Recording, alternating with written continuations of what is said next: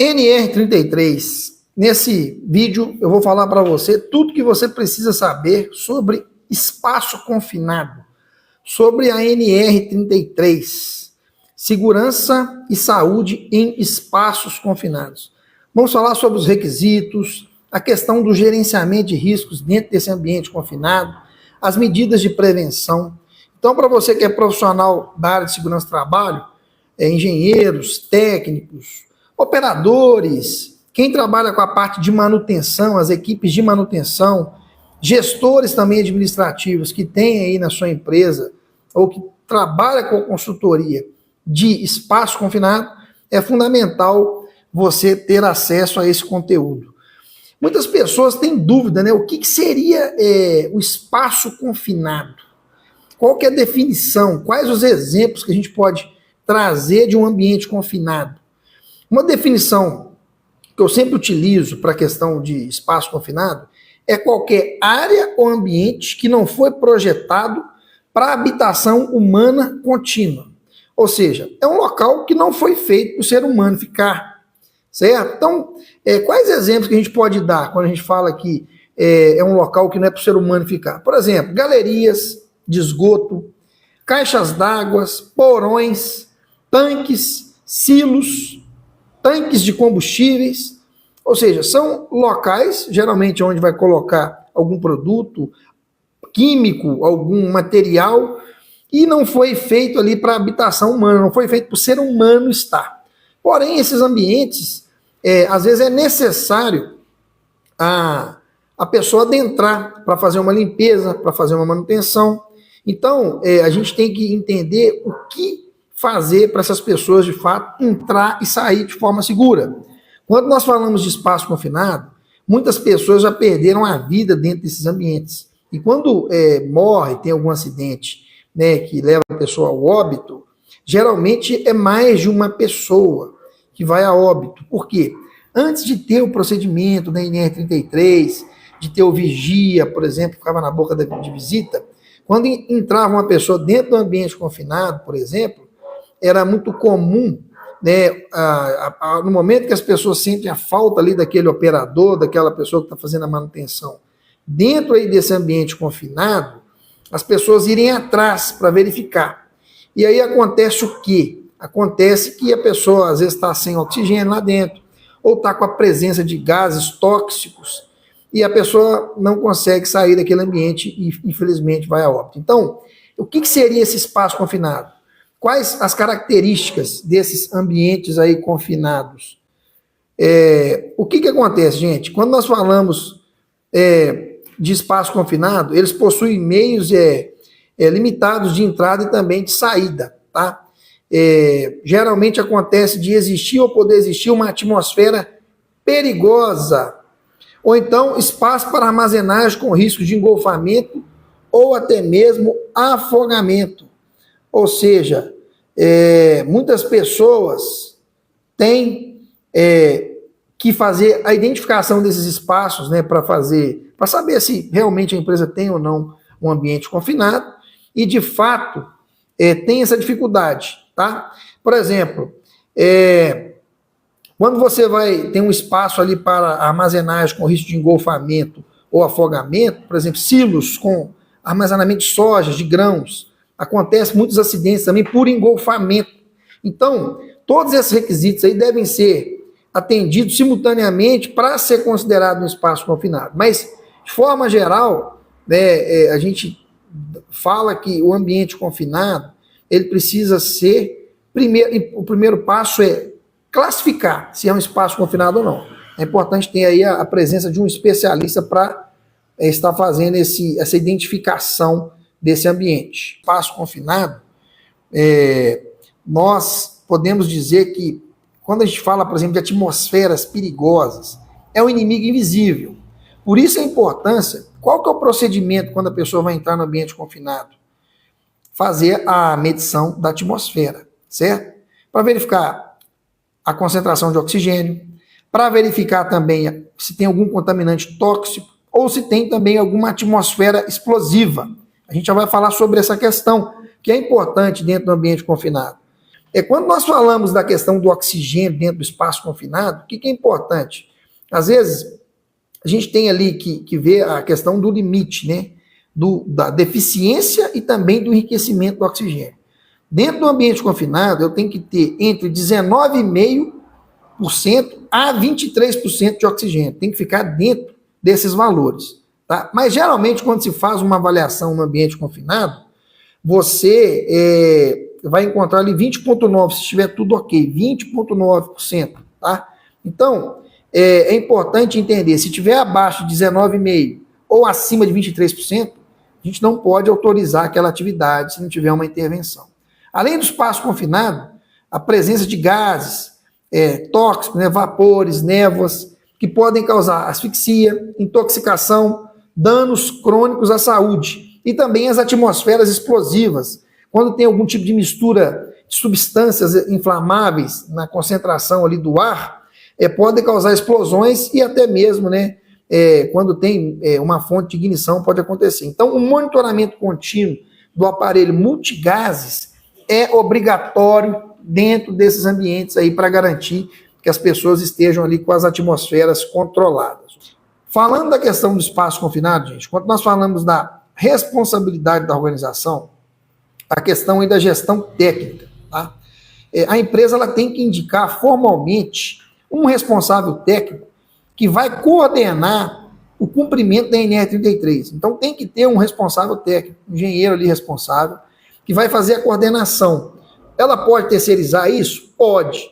Mas qual que é o primeiro passo? Ela tem que fornecer meios e também recursos necessários, né?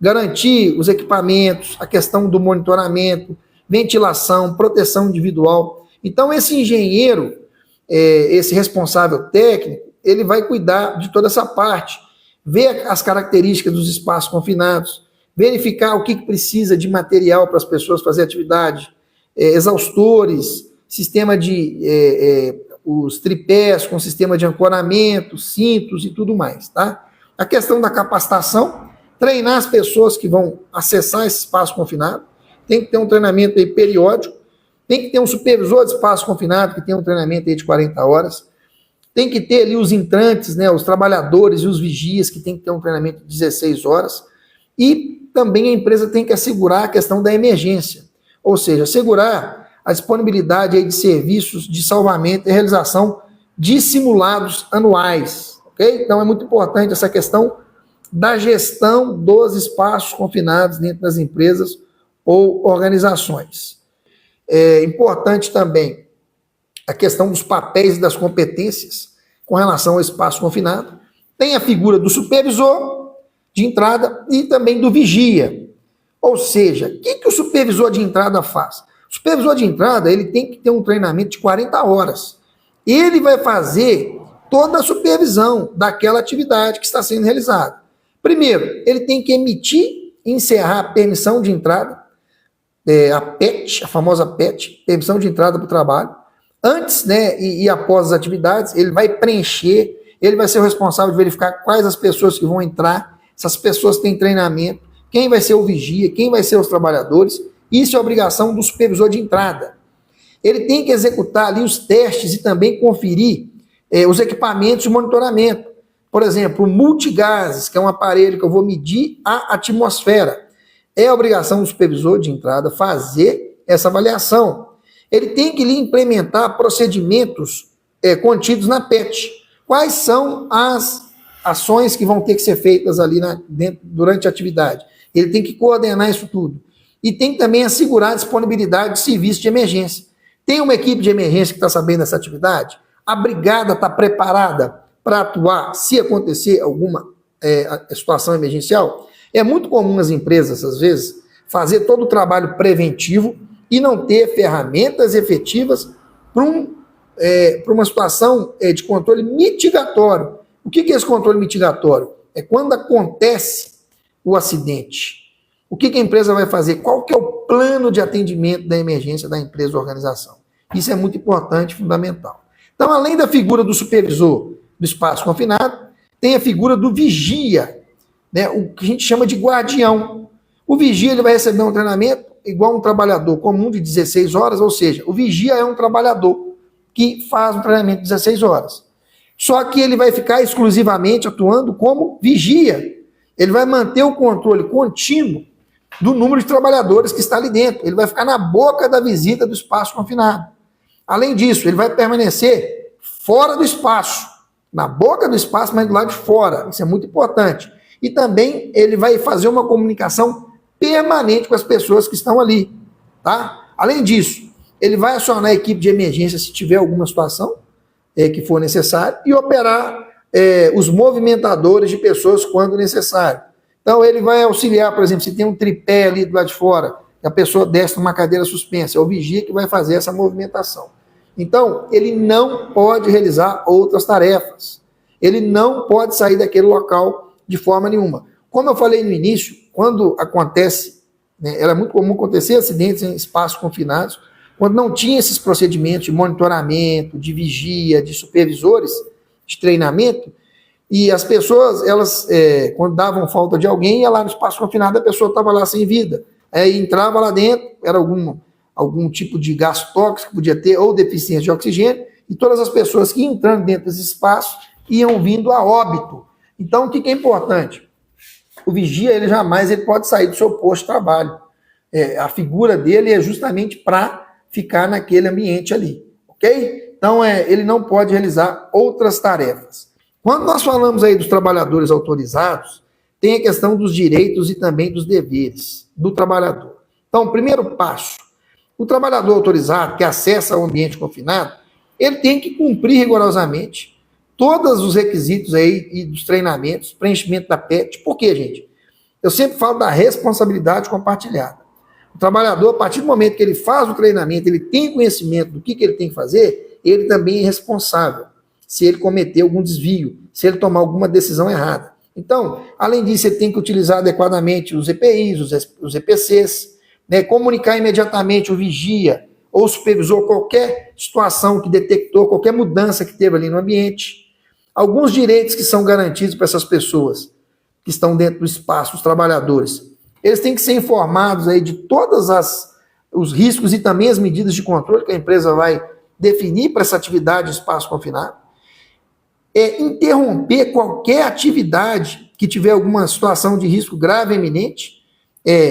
Direito de recusa, que sempre a gente fala aqui, é para toda atividade, certo? E também receber a capacitação técnica, teórica e prática para fazer atividade de espaço confinado. Quando nós falamos, gente, de atividades críticas, o espaço confinado é uma atividade crítica. A empresa tem que ter esse controle das pessoas que podem acessar um espaço confinado, por exemplo, as pessoas autorizadas, e colocar formalmente que elas estão autorizadas. Não é só o treinamento da NR33, elas têm que fazer alguns exames complementares específicos, passar por uma avaliação médica para saber se de fato elas podem realizar esse tipo de atividade. Então, quando nós falamos, por exemplo, de gerenciamento de riscos ocupacionais, do GRO, essa identificação de perigos, o espaço confinado está lá, está dentro dessa avaliação. É uma atividade crítica. Então, tem que ter uma avaliação necessária, identificar quantos ambientes que eu tenho, qual que é a quantidade de espaço confinado que eu tenho dentro da empresa. Fazer um mapeamento. Tem que ter esse prontuário, né? Os riscos adjacentes, né? As necessidades de controle aí de energias perigosas que pode ter também. E fazer esse cadastro de espaço confinado. Tem que ter uma identificação única, ou seja, o código ou o número, cada espaço confinado tem que ter essa numeração. O volume também, a dimensão das aberturas desse ambiente confinado. O croquis com os pontos de bloqueio e raqueteamento. Então, às vezes é um ambiente confinado que passa material ali dentro, líquidos. Então, tem que ter um bloqueio hidráulico, além do bloqueio elétrico, o raqueteamento, que é para bloquear a passagem de fluidos, por exemplo. Indicação de produtos armazenados e quais os perigos também desses produtos. Então, esse cadastro de espaço confinado, ele tem que ser mantido atualizado e disponível para qualquer auditoria, para trabalhador envolvido em operação, para as pessoas que vão, de fato, fazer essa gestão dentro aí dessas atividades aí que envolvem espaço. E aí, quando nós falamos, por exemplo, espaço confinado, um documento que é obrigatório é a PET. Algumas medidas de prevenção que devem ser tomadas e também a permissão de entrada e Trabalho, que é a PET, é um documento mestre que autoriza e garante a segurança dentro dessa operação.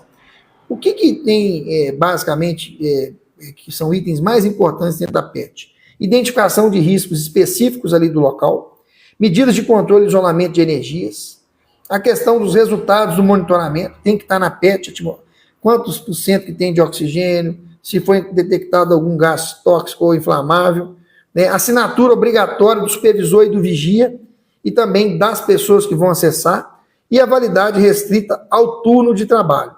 Se mudou de turno, tem que fazer a abertura de outra permissão de trabalho. Então, quais que são os procedimentos essenciais?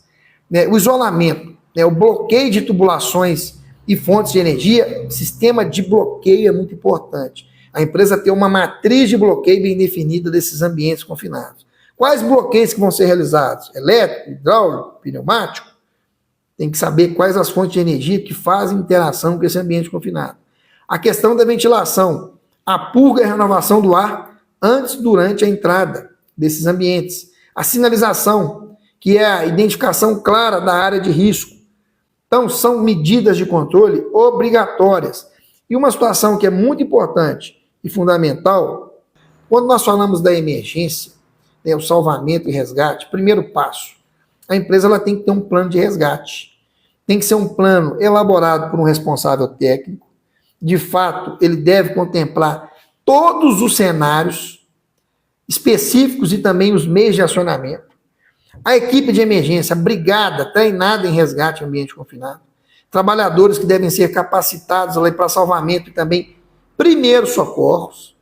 E também com aptidão física comprovada. Isso tem que ser levado em consideração. A aptidão física aí das pessoas. A questão também que é importante, os simulados anuais. São exercícios aí obrigatórios para testar o tempo de resposta de emergência, a eficácia dos procedimentos de resgate também. A documentação PET, sim, toda vez que for ter uma atividade em ambiente confinado, é obrigado a fazer essa abertura. A questão também da disponibilidade imediata de tripé, ou seja, guinchos, macas, sistema de comunicação, tudo isso, né? Nunca tentar um resgate sem estar devidamente treinado e capacitado. Essa questão da NR33, gente, de fato é um compromisso com a vida, né? A segurança em espaço confinado, na realidade, não é apenas uma norma técnica. É a garantia de que o trabalhador ele retorne para casa com segurança todos os dias. E não é brincadeira. Eu falei no início aqui. Quando acontece um acidente de espaço confinado, geralmente não morre uma pessoa só, morre mais. Principalmente quando o procedimento da NR33 aí, ele não é aplicado de forma prática e acontecem os acidentes, ok?